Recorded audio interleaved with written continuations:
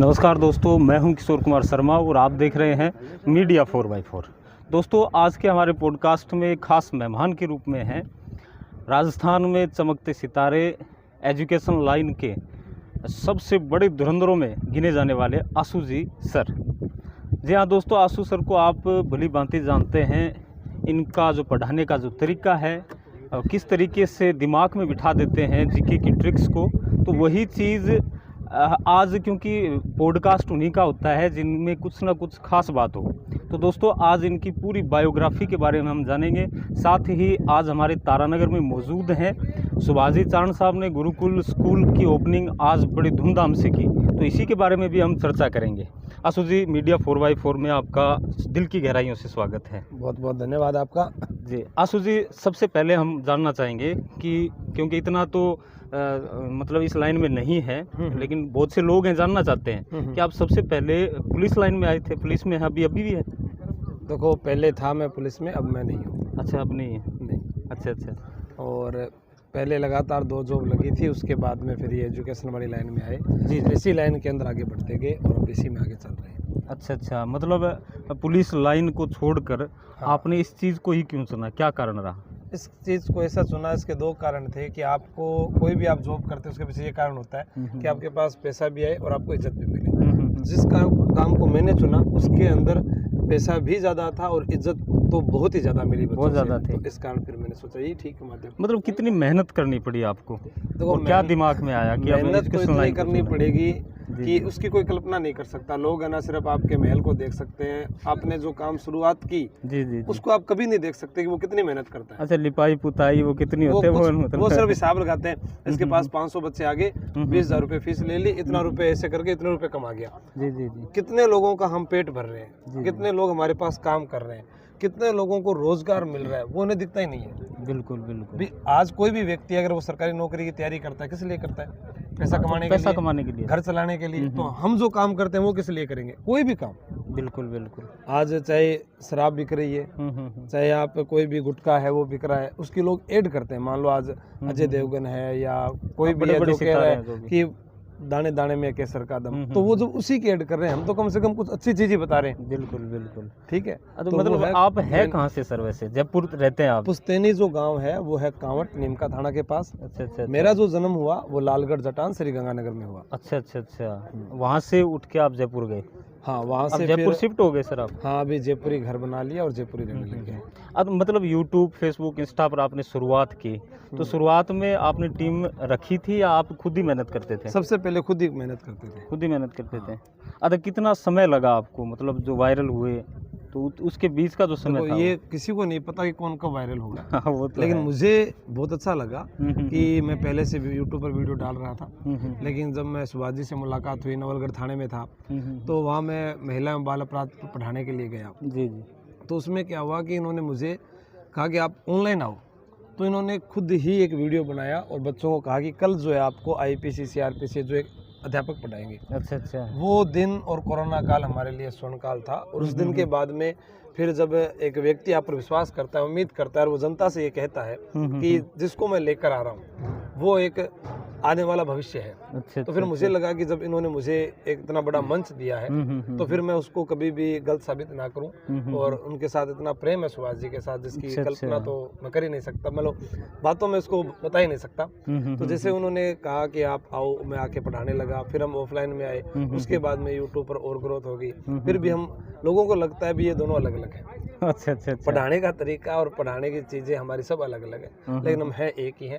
वो अपने बस वो भाई 2 भाई है, एक ही घर में काम करे, एक ही घर में काम करे। अच्छा। दोनों का वैसा ही चल रहा है। मतलब आप गुरु और दोस्त सुभाष जी हैं मतलब आप? हाँ बिल्कुल। आप अगर कहें कि इस चीज में वो बताने वाले गुरु हो गए और साथ चलने वाले दोस्त हो गए। अच्छा, पूरा साथ मिला है सुभाष जी चारण साहब का आपको? हाँ बिल्कुल, हमेशा से। हाँ, कोई भी चीज़ हो, मुझे कोई भी काम हो, मैं फ़ोन करता हूँ, काम वही करते हैं। अच्छा, अब जो तारानगर के अंदर जो आइडिया मतलब लिया है कि गुरुकुल स्कूल हम खोलेंगे, एक अलग स्कूल खोलेंगे, इसमें आपका भी सहयोग है कुछ ना कुछ? वो साथ में बातचीत होती रहती है कि हमें क्या करना है, अब आगे कैसे बढ़ना है, कौन सा डाउनफॉल आ रहा है। क्योंकि जैसे आपने फिल्मों में कभी देखा होगा, ये यूट्यूब ऐसा क्षेत्र है जिसके अंदर आप सोशल मीडिया के सारे जो है लंबे समय तक नहीं चल सकते। जैसे मैं अभी नाम लूँ, मुरारी लाल जी कॉमेडियन हुआ करते थे, बिल्कुल, उनका एक अच्छा दौर चल रहा था। अचानक से वो डाउन आ गए। विवेक बिंद्रा लोगों को मोटिवेशन देते थे, लेकिन वो जब डाउन आए तो उन्हें कोई मोटिवेशन देने वाला नहीं था। ठीक है, तो हम दोनों जब साथ में रहते हैं तो हम इन चीजों पर बातचीत करते रहते हैं कि आगे क्या आएगा क्या नहीं आएगा, कैसा दौर है, हमें कुछ नहीं करना है, हमें काम करना है, कैसा काम करना है। हाँ, कई बार हम सोचते थे जब अरे एकदम से ही लॉकडाउन लगा, यार गोलगप्पे की रेडी लगाएंगे, दोनों ऐसे सोचने लगे गोलगप्पे बेचेंगे, कभी कोई और काम कर लेंगे, जैसे कोर्स बेचते हैं, ये कोर्स इतने का ले लो, ये लो, कभी सब्जी बेचनी पड़ जाए, क्या फर्क पड़ता है। आपको जीवन यापन करना है, आपको काम करना, कैसे भी आप आगे कैसे भी कर सकते हो, कोई काम में संकोच नहीं, हमें काम में कोई संकोच करना, कोई प्रकार की टेंशन को, हमने आज तक हमें नहीं लगा कि पिछले जब से हम जुड़े हैं 7-8 सालों में हमारे एक दूसरे को किसी प्रकार के हमने तनाव की बात की हो। कोई आके कह दे, कोई ये कह सकता है भी आप अलग अलग होकर भी दोनों लड़ते क्यों नहीं हो, कभी एक दूसरे के खिलाफ, कोई वो नहीं है कि किसी को नहीं लगता कि भाई हाँ ये क्या कर रहे हैं, वो ज्यादा कमा रहा है, ये कमा रहा है, ऐसे कोई हमारे मन में नहीं है, जो आ रहा है कर रहे हैं, बस हमारा ये। आशु जी, मतलब इतना पैसा, इतना फेम है, वो अकेले यूट्यूब और इंस्टा से नहीं आ सकता, अलग चीजें आप क्या करते हैं जिनसे बेथाक पैसे आपके पास आते हैं? बेथाक तो नहीं आते, पर इतने आ जाते हैं कि अपना घर चल जाता है। लेकिन मतलब जो लोग कमा रहे हैं यूट्यूब से, उनसे तो ज्यादा है। शायद हो सकता है कि आप कोई ऐप चलाते हैं। पापा भी जॉब में थे, मैं भी जॉब से थोड़ा बहुत कमा रहा था, कुछ पुश्तैनी जमीनें भी हो जाती है, कुछ प्रॉपर्टी का काम भी हो जाता है। जो काम आए, आप जिसमें भी काम करोगे उसमें कुछ ना कुछ आता ही रहेगा। आदमी काम करे। मैंने जयपुर में कल एक लड़के को देखा जो कोचिंग लाइन में पहले तैयारी करते होंगे, मतलब बहुत उम्र में मेरे से बड़े थे, तो उन्होंने वहाँ क्या कि दाल बाटी का कर रखा था, रेडी लगा रखी थी। मैं रास्ते में जा रहा था तो मुझे भूख लगी, मैं वहीं खाने लग गया। तो वहाँ 2-4 जने बैठे थे, वो कह रहे थे यार अच्छी गाड़ी खड़ी दिखी हमको, तो हम भी यहाँ खाने लग गए। तो मेरे को यार खाना अच्छा लगे, भूख लगे तभी खा लो, ठीक है, पता तो बाद में चले कैसा क्या है।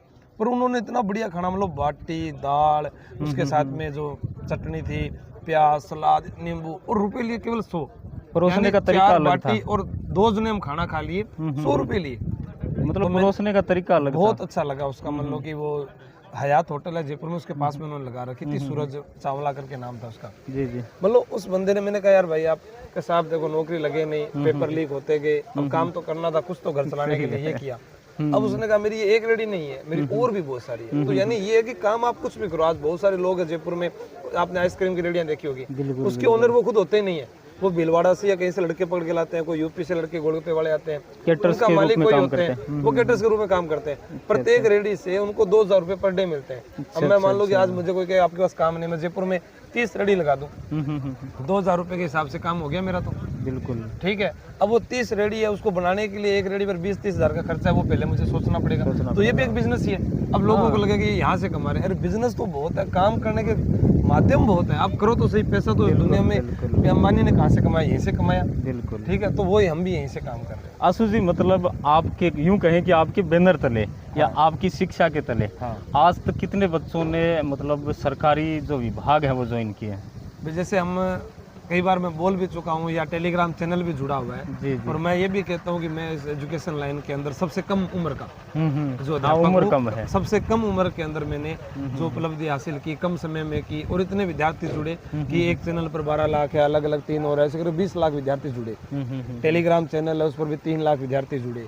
उसके अंदर रोजाना पोस्ट होती है, अगर पूरे राजस्थान में सबसे ज्यादा, तो वो सिर्फ एक ही जगह होती है कि वो एक ही है, आशु जी कैटरी, जिसमें पुलिस और रीट भर्ती के या अन्य भर्ती के कोई ना कोई इसमें जुड़े हुए मिलेंगे आपको। और मुझे जहाँ तक लगता है कि गत वर्ष में जितनी 3 भर्तियां राजस्थान पुलिस की हुई है, सारे विद्यार्थी पढ़े हुए, रीट की भर्ती में पढ़े हुए, और फर्स्ट ग्रेड का जो फर्स्ट पेपर हम करवाते हैं, उससे भूगोल हमारे नेवरेजी कराते हैं, उसके अंदर भी बहुत सारे विद्यार्थी जो है मतलब कामयाब हुए हैं इसके अंदर। आशु जी, मतलब गुरुकुल स्कूल है, वो ज्यादातर फोकस की गई है स्किल डेवलपमेंट के लिए, ज्यादा खेल यहाँ पर नजर आ रहे हैं, तो इससे कोई गलत इफेक्ट तो नहीं पड़ेगा ना? कुछ नहीं पड़ेगा सर। आप बच्चा आज क्रिकेट के अंदर आप देखो, बिल्कुल खेल में कितना पैसा कमा रहे हैं। आप हॉकी के अंदर देखो, क्या उनको पैसे नहीं मिल रहे, उनको नौकरियां नहीं मिल रही। खेल से तो आपको बहुत जल्दी से नौकरी मिल रही है। राजस्थान पुलिस के अंदर कुछ लोग थे जिन्होंने योगा का डिप्लोमा कर रखा था, उनका प्रमोशन जल्दी हो गया, कांस्टेबल लगे थे, हेड कांस्टेबल बन गए, कई ASI बन गए। तो वो जो चीजें हैं कि वहाँ पर आपको फायदा ज्यादा मिलेगा, खेल से ज्यादा बढ़ोतरी है। बढ़ोतरी आप जैसे कोई लंबी दौड़ के अंदर जा रहा है, ठीक है, कोई ऊंची कूद के अंदर जा रहा है, कोई 400 मीटर दौड़ में जा रहा है, कोई 800 में, कोई 5 कोई 10 किलोमीटर में जा रहा है, तो उससे उनको सरकारी नौकरी यानी थानेदार की नौकरी, डिप्टी की नौकरी, कोई भाला फेंक में जा रहा है, तो वो जैसे जैसे खेल में आगे बढ़े पैसा भी आ रहा है, नौकरी भी आ रही है और नाम पूरे भारत में हो रहा है। बिल्कुल बिल्कुल। आशु जी, क्योंकि आपको अभी समय की पाबंदी है, क्योंकि इनको जयपुर भी जाना है, तो लास्ट सवाल मैं आपसे करने की कोशिश कर रहा हूँ कि जैसे गुरुकुल स्कूल बनी है, गुरुकुल कोचिंग भी है, ये गुरु भी हैं आपके चारण साहब, तो इनको देखकर आपके दिमाग में भी आता होगा कि हमारा भी कुछ ना कुछ ऐसा सिस्टम हो जो आगे चलता रहे। देखो, हमने क्या, दोनों ने अलग अलग माध्यम बना रखा है। हाँ, अलग है, सारा सिस्टम ही अलग है। इन्होंने यहाँ तारानगर बनाया कोचिंग वगैरह, तो ऐसा ही मैंने जयपुर में बना रखे हैं। अच्छा अच्छा, ऐसे ही है। बस वो जो चीज़ें हैं, नहीं ठीक है, तो वो जो चीज़ें हैं वो मैंने अभी जो क्या बोलते हैं कि शौक नहीं करी अभी, थोड़ा सा उसमें थोड़ा सा और समय चाहिए, बाकी सब चीज़ें इतनी की इतनी बनी हुई है। मतलब आपके दिमाग में आइडिया तो होगा कि आगे जाकर हम एक अलग सी चीज़ और खोलेंगे जिससे इनकम ज़्यादा हो। नहीं, आगे जाकर मतलब सोच ही रहना, जो चीज़ आ रही है आज आपके सामने मैंने बताया, अभी प्रॉपर्टी का काम आप कर लो तो सब काम छोटे ही नजर आएंगे। ये एजुकेशन लाइन के अंदर हम पूछने की कोशिश कर रहे हैं। एजुकेशन लाइन के अंदर जो किताबें हैं वो सबसे सदाबहार है। आप चलती रहेगी, एक बार किताब लिख दो वो हमेशा चलती रहेगी, वो आपके पास एक वो हो गया। फिर आपका जो कोर्स है आपने रिकॉर्ड कर दिया, उसको जीवन भर आप बेचते रहो, वो चलता रहेगा। फिर ऐसे है कि कोई भी चीज़ है उसकी कभी बराबरी नहीं की जा सकती जीवन के अंदर, आपको संतुष्टि कहीं ना कहीं तो लेनी पड़ेगी। अगर मैं ये सोचूं कि वो मेरे से ज़्यादा कमा रहा है, मैं उससे आगे जाऊँ, तो मैं नींद ही नहीं आएगी। जब नींद ही नहीं आएगी तो वैसे जीवन में मरी जाऊँ भी ना हो। सही है। आशु जी, आपको देखने वाले जितने भी जो छात्र हैं, विद्यार्थी हैं, उनके लिए एक लास्ट संदेश आपकी तरफ से। बस यही संदेश है कि जीवन में आपको कर्म पर बल देना चाहिए जी, और जितना आप कर्म करोगे उसका फल निश्चित है, आज नहीं तो कल। बिल्कुल। कई बार होता है कि हम बिल्कुल मंजिल के पास आते हैं और उसके बाद हार जाते हैं कि अब मैं इसमें कामयाब नहीं हो सकता।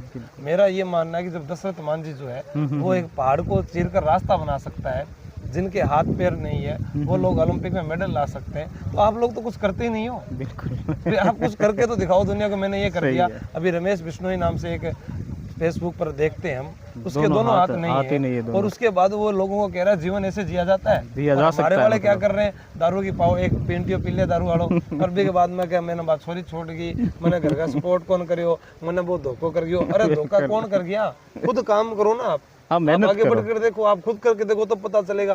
आप लोगों के सिर्फ जो है अनुमान है उसके ऊपर जी रहे हो, तो ऐसा नहीं होना चाहिए। आपको जो पढ़ाई लाइन में उसको पढ़ना चाहिए, खेल के क्षेत्र में खेल के क्षेत्र में, किसी का बिजनेस माइंड चलता है तो बिजनेस काम करे, जो उसके पास है वो काम करे, वो दुनिया को दिखाए कि हाँ मैं जीरो था और मैं आज यहाँ हूँ, हीरो बन गया। बस। आशु जी, आपके गुरु सुभाष जी चारण हैं और उनके जो इंटरव्यूज हैं उनमें लास्ट लाइन शायरियों की होती है। हाँ। तो आज आपसे भी हम सुनना चाहेंगे अलग सी एक, जो हमारे माध्यम से भी वायरल हो जाए।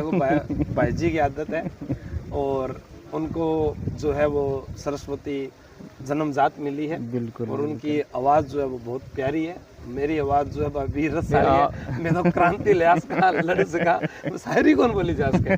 कभी कभी मन आ जाए तो वो बोल देते हैं, लेकिन उतनी वैसी नहीं बोली जा सकती। तो बस मैं तो भाई करे कह दिया बाट कोई फायदो भी कौन बिन बोले। सही ठीक है, और अचानक मुझे याद भी नहीं आती है। चलिए, बहुत बहुत धन्यवाद, आपने समय दिया।